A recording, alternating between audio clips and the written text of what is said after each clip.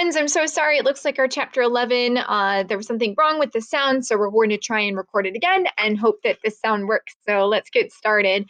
All right, our story is picking up at chapter 11, and it's called A New Friend. The air smelled damp and felt cold. Above Jack's head, bare branches intertwined like bony fingers, and a miserable-looking group of toads croaked an unhappy chorus. It was the most miserable song you could imagine. Jack was in despair. Despair was a strange place. You couldn't set out to find despair, it found you. Jack had been there only once before, when his dad had first gone away to mine the moonstone. Jack frowned. For some reason, he couldn't remember any happy memories about his dad, and that made him feel even worse. Everything had gone wrong. All his friends were mad at him, even Betsy. He ruined things with Lily, and because of him, Red was going to be a mermaid for, well, he didn't even know for how long. The sound of a branch snapping got his attention. What was that? He listened carefully. There were more branches snapping and a quiet sobbing. Someone was coming. Jack moved silently toward the bushes to hide.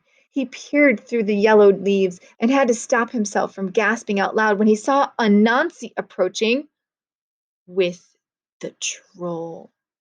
Anansi sat down heavily on a tree stump and started to cry loudly.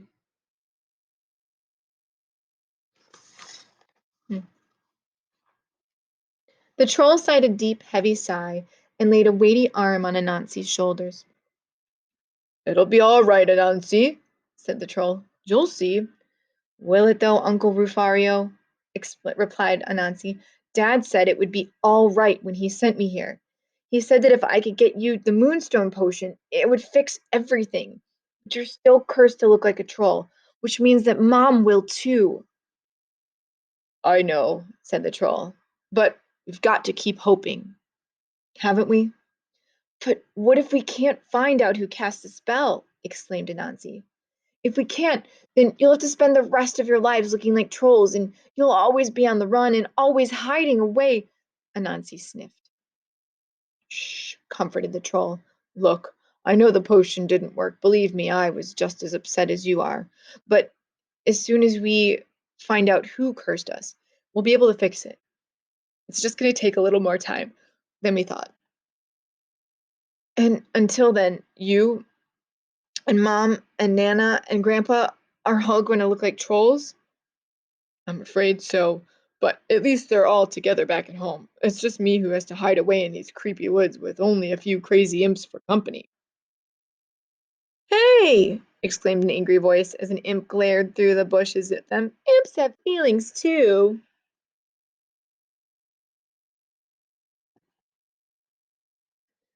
"Yes, of course, sorry," said Rufario. A queasy feeling rushed through Jack as he began to realize that he might have gotten things a teeny bit wrong. "I'm sorry," sniffed Anansi. "I can normally deal with things better than this." "There's nothing wrong with feeling sad, Anansi," said his uncle. "But don't worry, I'll get your mom back to normal as soon as possible. And me and the rest of the family too." The queasy feeling inside Jack turned into a rush of sickness. There was something that he needed to say. He scrambled awkwardly out of the bushes. "You!" gasped Anansi. "What are you doing here?" "I, well, what?" shouted Anansi. "Do you want to make me even more unhappy?" "No," protested Jack. "It's not like that." Anansi stared coldly at him and said nothing. Jack took a deep breath. He'd done some difficult and dangerous things in his time. It's not everyone that has the courage to sneak into a giant's castle while it's singing creepy songs about smelling your blood.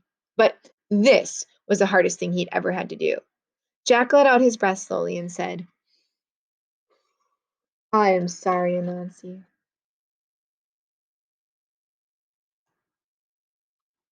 There was silence. Anansi looked surprised. He opened his mouth to speak and then closed it again.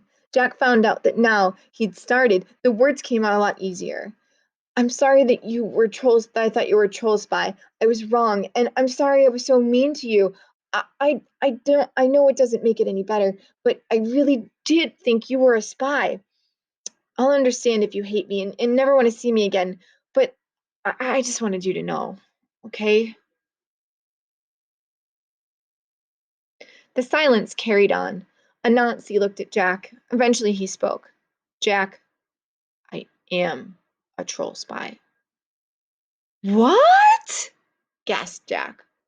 I'm just joking, Anansi said, and then his uncle burst out laughing. Sorry, I just couldn't help myself. That was mean, Anansi, said Rufario, but very funny. A smile pulled at the corner of Jack's mouth, dragging it upward until he couldn't resist it any longer, and joined in. As they carried on laughing, nobody noticed the spindly branch above their heads disappearing. The toads all hopped off somewhere else, and shoots of grass sprang up through the muddy ground, and bright colored flowers dotted the clearing as the leaves sprouted on the bushes and trees. I should say I'm sorry too, said Anansi. I knew you'd seen me talking with the imp, but I lied about it anyway.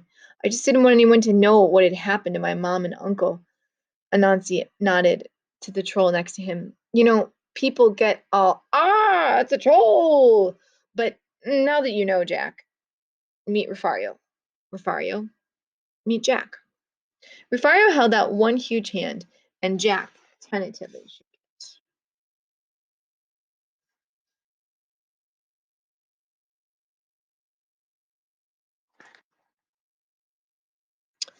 it. Please excuse my appearance, said Refario, indicating his ill-fitting troll clothes. I'm a bit behind on my laundry. And his bathing, whispered Anansi.